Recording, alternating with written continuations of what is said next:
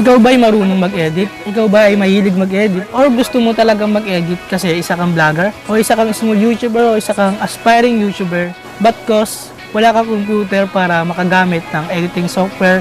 So dito sa aking channel mga kaibigan, bibigyan kita ng isang editing apps na pwede sa iOS at pwede rin sa Android mo. So what's up guys, Jay is back. So ngayong araw is panibagong vlog and videos na naman tayo and panibagong tutorial na naman tayo. So ngayong araw is magbibigay ako ng isang application na kung saan kailangan nyo, lalo na kung ikaw ay vlogger o wala ka bang computer and kung ginagamit mo lang is yung cellphone mo or Android man yan or iOS. Ito sa aking videos na kung saan matutulungan kita para magkaroon ka ng editing apps na sulit siyang gagamitin at wala itong bayad and then wala rin itong watermark. Syempre guys, bago natin simulan itong tutorial na to, make sure na naka-like ka muna and subscribe and click mo na rin notification bell para updated ka nga sa panibagong videos. So, intro!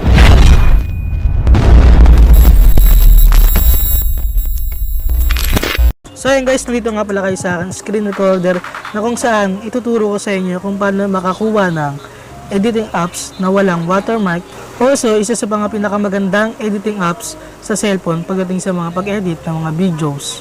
So ayan guys, pupunta muna tayo sa ating Google Chrome. Syempre yan, dito tayo sa Google Chrome. So dito tayo sa isa. Yan. And then, itatype nyo lang lagi sa itatype nyo sa Google Chrome nyo na lalagay nyo is KineMaster Mode and Digit Bin. So ayan, KineMaster Mode Digit Bin and then go.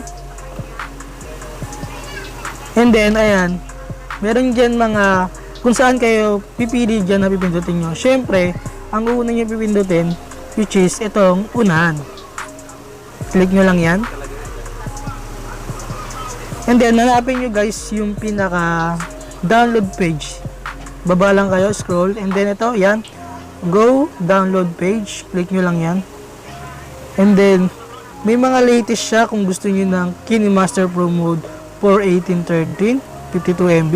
KineMaster Pro Mode for 13 for 74 MB. KineMaster Pro Mode for 14, 77 MB. So, syempre, pipili kayo dyan ng latest. Pero, syempre, piliin natin yung pinaka-latest. Doon tayo. So, i-click nyo lang yan. And then, ayan, download. So, guys, hintayin natin siya kasi nagda-download pa siya.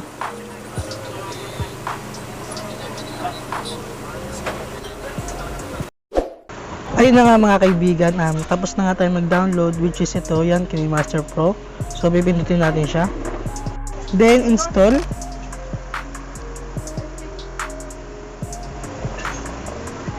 So, hintayin natin siya mag-install mga kaibigan. So, mga kaibigan, yung link ng KineMaster na to, so, ilalagay ko na lang sa description para hanapin nyo, para hindi na kayo maghanap ng or para hindi na kayo mag-search ko. Depende sa inyo kung gusto nyo pa mag-search. And then, bibigay ko na lang yung link. Lalagay ko na lang sa description. And guys, don't forget to subscribe kayo para and click mo yung notification bell para more update videos and then more update tutorial. And then, para matulungan ko pa kayo sa mga gusto nyo, sa mga katanungan nyo pagdating dito sa mga pagdating sa mga ganitong bagay. So ayun guys, tapos na siya mag-install. So, open na natin siya. So, ayan, KineMaster. So, allow nyo lang to, yan. Allow nyo lang yan. And then, allow. Yan, para lahat ng files nyo and then yung mga photos nyo, pumasok lahat dito sa KineMaster. So, ito guys, ito yung ratio, yan. Pipili kayo kung saan dyan, 16:9, 9:16, 1:1. So, pipiliin ko muna is 16. So, para mapanigurado na wala talagang watermark itong kinuha nating KineMaster. So, punta tayong export. Then, click ka na yung i-click ko yung yung intro ko. And then, use 720 copy. Check. So, piplay ko. Kung nakikita nyo guys, wala siyang watermark dito. So, i-drawing ko. Wala siyang watermark dito. Yan. Dapat may watermark siya dito pero wala. Yan. And then, check nyo lang dyan. And guys, may store to and free na free ka pag gusto mong bumili ng mga effects. Hindi ka na magda-download. Yan. And then, may mga font din siya. So, punta tayo sa store. Yan. Agree and continue. Then, ito naman yung parang, ayan, yung parang decoration. Marami dyan. And then, punta tayo sa effects. So, ayan yung mga effects. Artistic. Yan. Blur. Yan. Color. Distortion. Ayan, mga effects. Glitch. Lens. Noise. Kung napapansin nyo guys, is lahat is premium. So, para maniwala kayo guys, is magda-download tayo. So, free na free siya. Wala siyang bayad. So, it means na pasok ang siya dun sa mismong layer natin. So, ayan. I-click natin to and then hanapin natin yung effects. So, ito na nga siya guys. Ayan, di ba? Free na free siya, napasok agad siya, oh. Nakita nyo? And then, meron din pala siya ng iba. So, papakita ko lang sa inyo. Basta lahat siya as in free. So, ito, transition. Yan, 3D, analog, color, split, graphic, liquid, pixels, and white. Yan. Meron siya iba-ibang ganyan. Kung nakikita nyo, yan. And then guys, meron din siyang parang mga icon kung gusto nyo. Celebration icon, animation, decorative. Yan, parang may mga kung di mo na kailangan mag green screen, yan, meron na dyan. And then frame, kung mahilig ka mag border sa mga ano mo, videos mo, icon, yan, marami dyan for subscribe, like, and map, yan.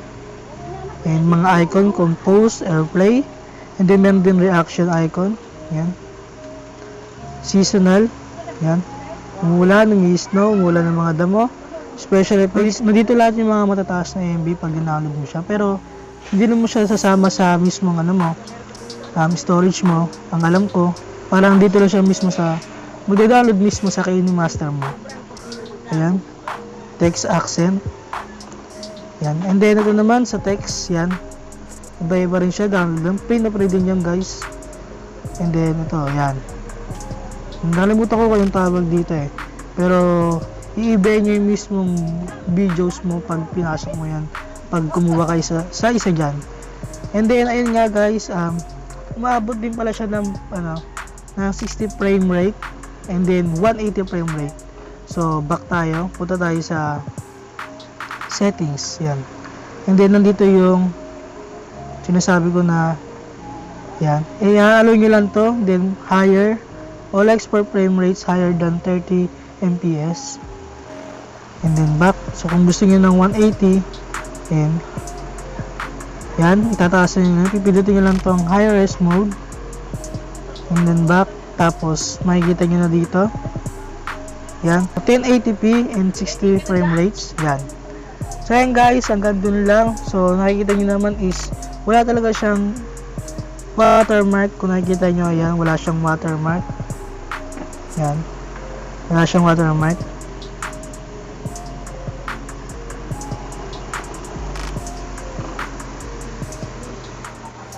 So yan guys, nakita nyo naman siguro yung KineMaster na ginawa natin, na dinownload natin, which is wala nga siyang watermark. And then free na free siya pagdating sa mga effects. Kung baga hindi nyo na kailangan mag green screen, mag-download ng mga pang green screen videos or effects. So free na free siya doon kahit premium nakalagay. And then mabilis lang siyang i-download, lalo na kung naka-data ka or naka-wifi ka, mas mabilis siyang ma-download. And then free na free siya at sobrang smooth niya, and 1080p yung higher ng ano niya, ng pixels niya. And then yung ano din, yung frame rates niya rin guys is umabot din 60%. So ayan, sulit na sulit siya. And then yun nga, wala siyang watermark at higit sa lahat, sobrang ganda niya, smooth niya lang gamitin. So guys, nandun nga pala yung link sa description box kung gusto nyo i-download yung ganong apps. And then guys, salamat sa inyo. Syempre, wag nyo muna lagi kakalimutan na mag-like and share and subscribe, and click mo na rin yung notification bell para updated ka nga sa akin mga videos. Guys, nalabasan sa gilid ko yung mga iba kong tutorial na ginawa. So, nandiyan yan sa gilid ko. And then, guys, mag-subscribe lang kayo. And Merry Christmas nga pala sa inyo lahat. At hanggang dito na lang, guys. Peace out.